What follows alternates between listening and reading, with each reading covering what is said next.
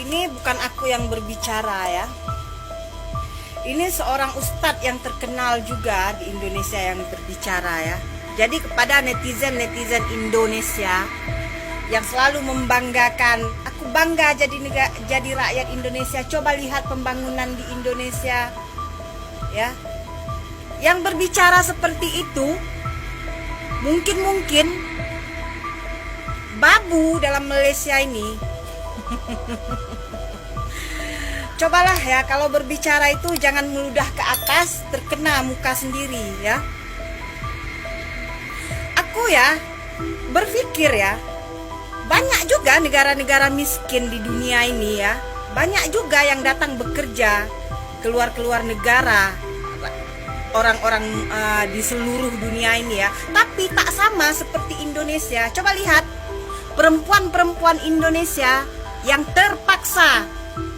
Ada yang bicara bukan dipaksa. Ya betul, bukan dipaksa, tapi terpaksa.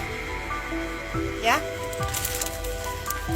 terpaksa meninggalkan negara sendiri untuk bekerja. Coba lihat ya, berapa ramai perempuan-perempuan Indonesia yang menjadi pahlawan devisa di seluruh negara dunia ya. Ke Arab Saudi, ke Hong Kong, ke Taiwan, ke China, ke Malaysia, sudahlah jangan tanya lagi ya. Banyak. Jadi kepada netizen-netizen Indonesia ya, jangan hanya pandai berbicara berkoar-koar ya. Lihat fakta ya, fakta lihat. Malam itu, media sosial Indonesia digemparkan oleh sebuah video yang diunggah oleh seorang wanita Malaysia bernama Siti Aisyah. Dengan wajah penuh ejekan, ia menghina Indonesia secara terang-terangan.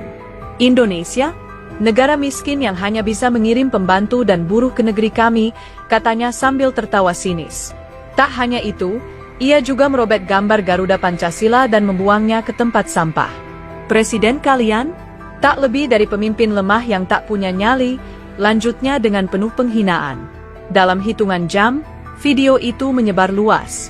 Twitter, Instagram, dan Facebook dibanjiri kemarahan netizen Indonesia.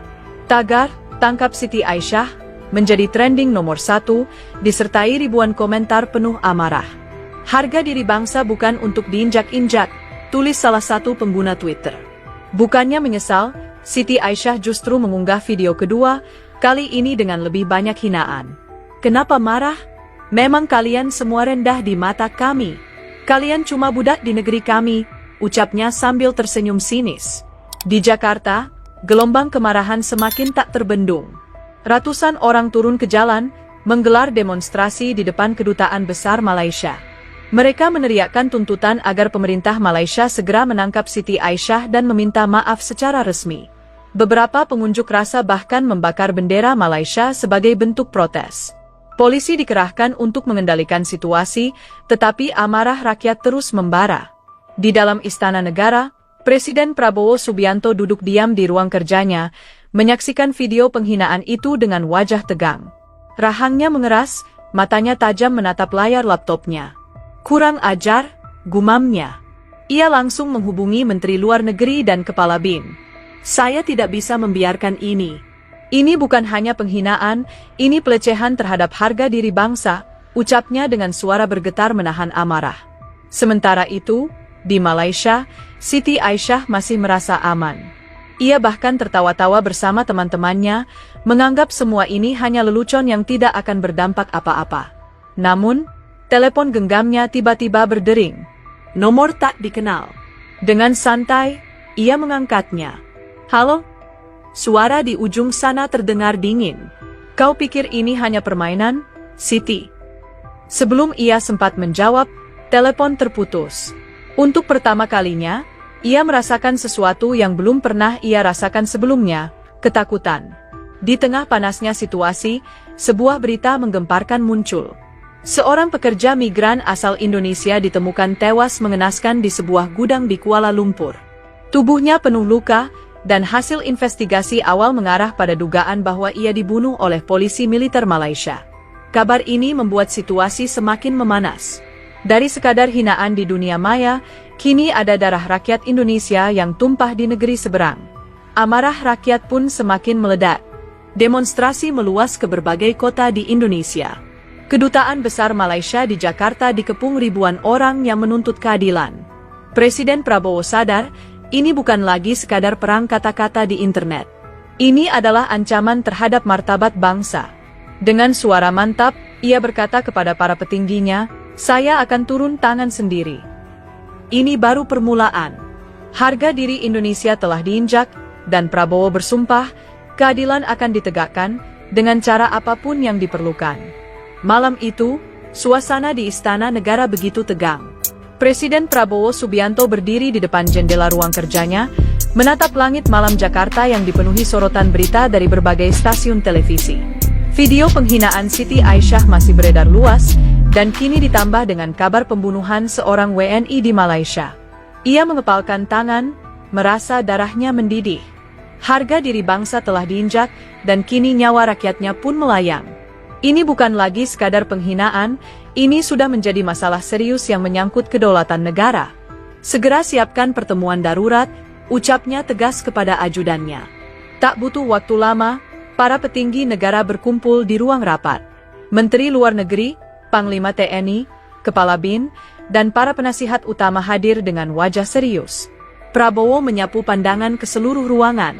"Saya ingin jawaban. Apa yang sebenarnya terjadi di Malaysia? Mengapa ada WNI yang dibunuh oleh polisi militer mereka?" tanyanya dengan suara dingin. Menteri Luar Negeri, Retno Marsudi, menarik napas dalam.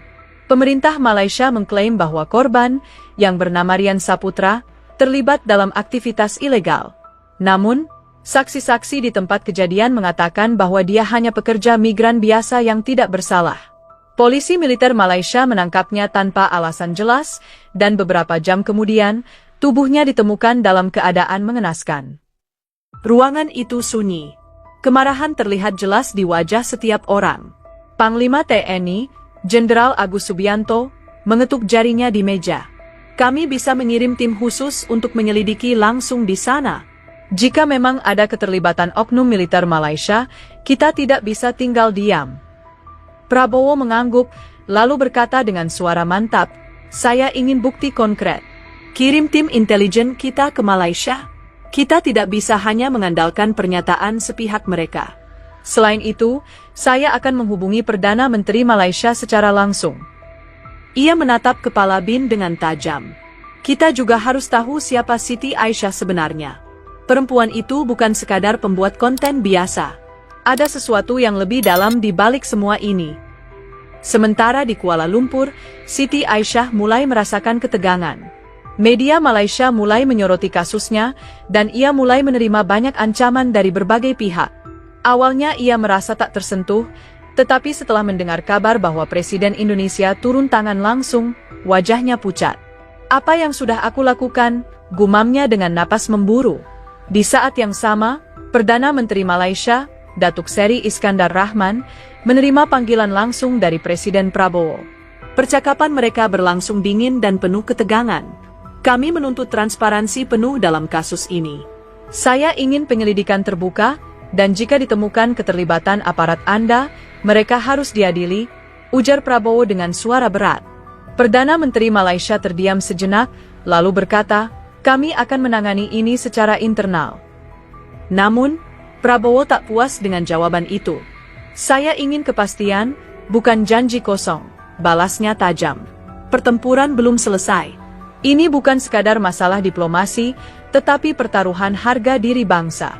Dan Prabowo, sebagai pemimpin, tidak akan mundur sampai keadilan ditegakkan."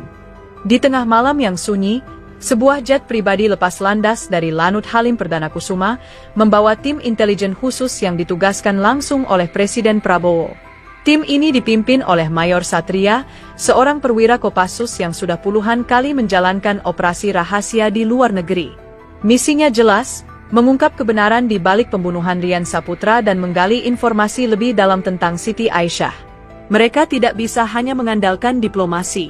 Fakta di lapangan harus ditemukan, dengan cara apapun. Sementara itu, di Kuala Lumpur, Siti Aisyah duduk gelisah di dalam apartemennya yang mewah. Ia tak pernah menyangka bahwa video yang dibuatnya dengan niat iseng akan berbuntut panjang.